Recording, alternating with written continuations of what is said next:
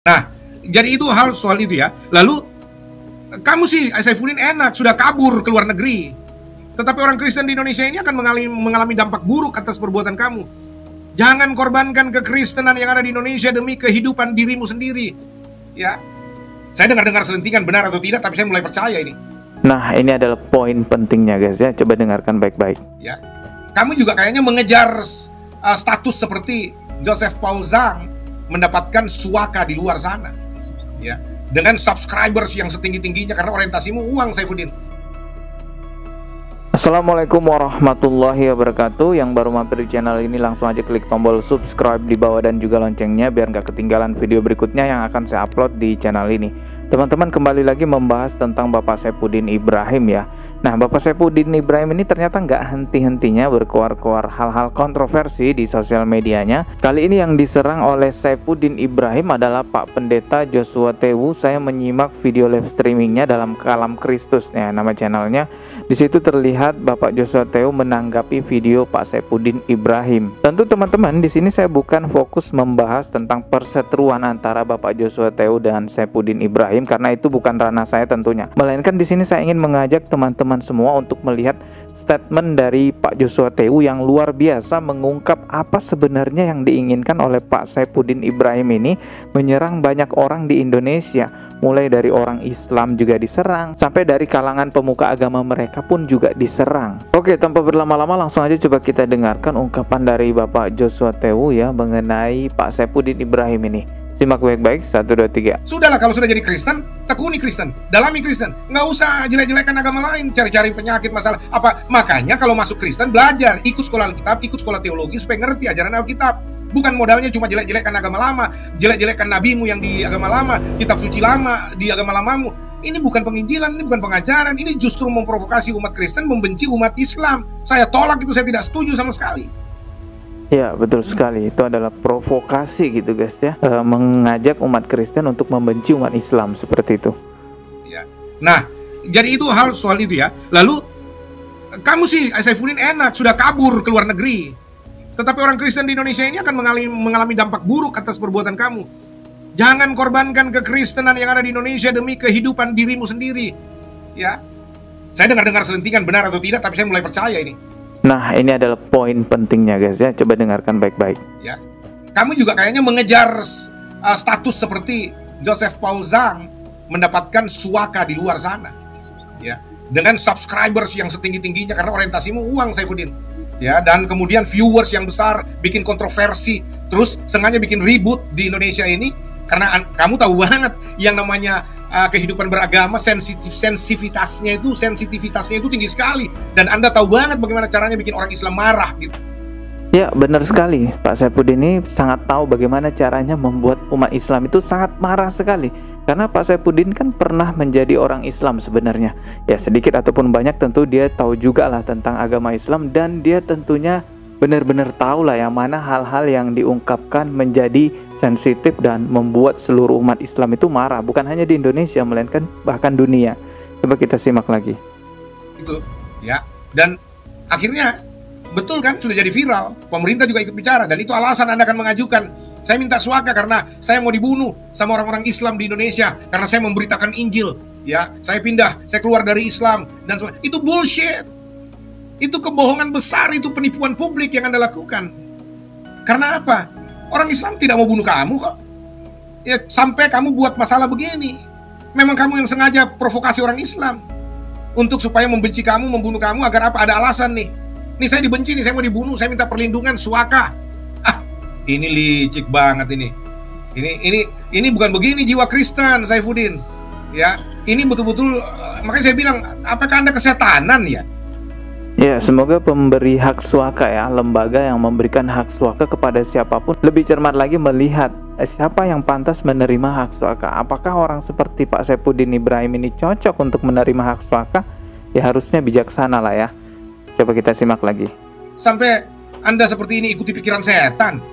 Ya, jangan seperti ini dong. Kalau mau jadi hamba Tuhan yang bener aja, yang baik aja ngomongnya, nggak usah jelek-jelekin agama orang demi konten, demi dapat suaka. Untuk apa? Hidup enak di negara orang. Katanya cinta Indonesia, katanya mau mati untuk Indonesia. Mana? Itu enggak benar.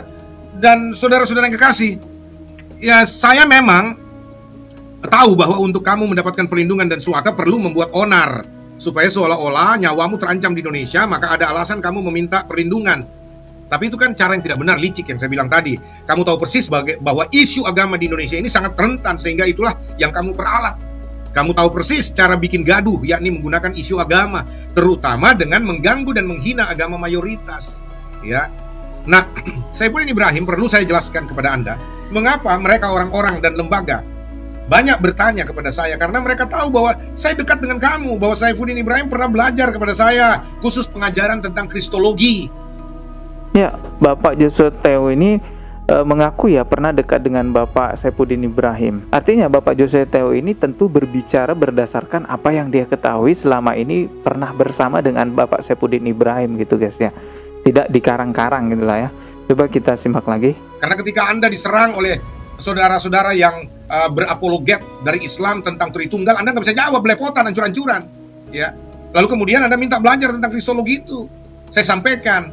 Terus Anda bilang di satu kesempatan, saya setuju dengan pengajaran Pastor Joshua Teo. Saya juga mengatakan bahwa Allah itu Esa, Tuhan itu Esa, cuma satu saja.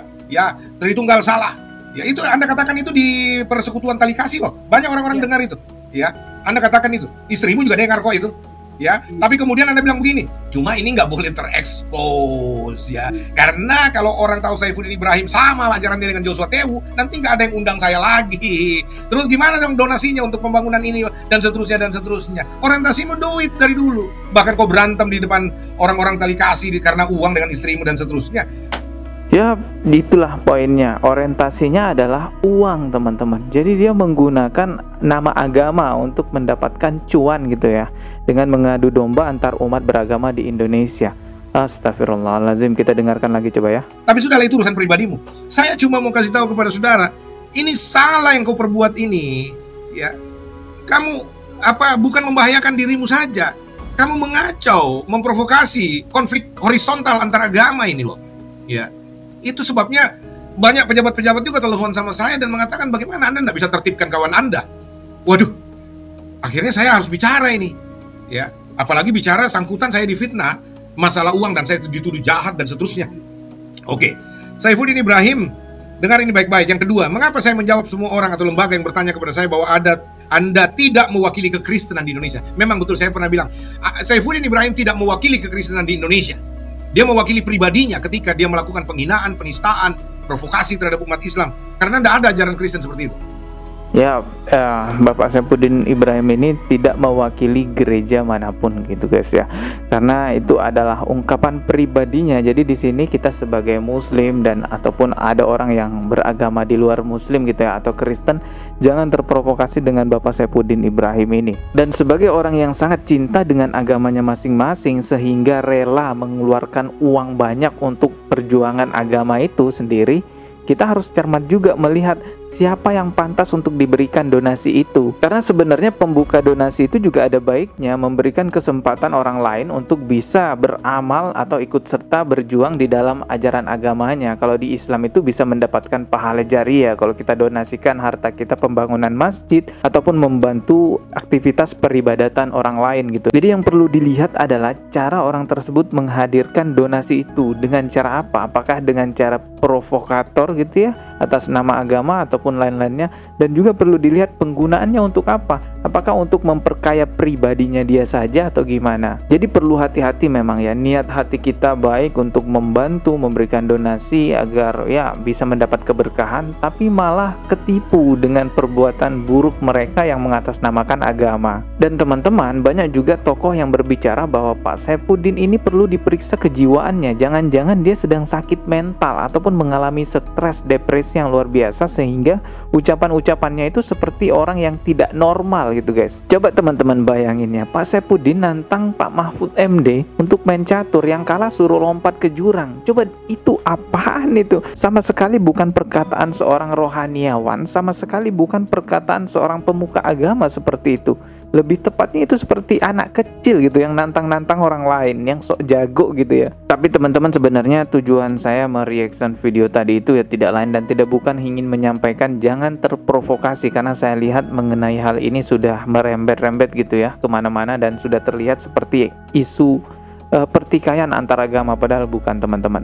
Oke, saya rasa sudah cukup sekian video kali ini, semoga bermanfaat. Mohon maaf jika ada kata yang salah. Sekian dari saya, wassalamualaikum warahmatullahi wabarakatuh.